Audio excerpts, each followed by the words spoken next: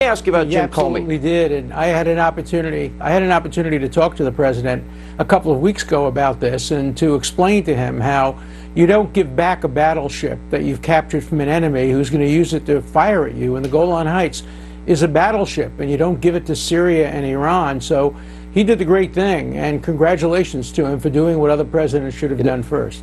They should have, and it shows once again he is bold. He keeps his word. But let me go to this issue. So we know he signed the first warrant.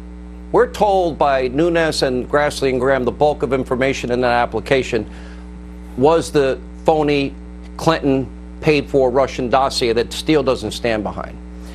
Then in January, well, that would mean what Rod Rosenstein said, there are consequences if you don't tell the court. He didn't tell the court she paid for it either. Is that a fraud on the court? And why 3 months later did he tell President-elect Trump the opposite? I think it is a fraud on the court, and I think the court ought to look into holding the people who misled them in contempt. You know, the court is a trusted institution.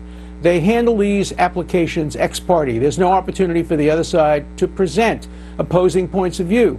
And so they depend on the credibility and the honesty of people presenting these warrant applications to them. And I think they were deceived. They should have been told the source of this material.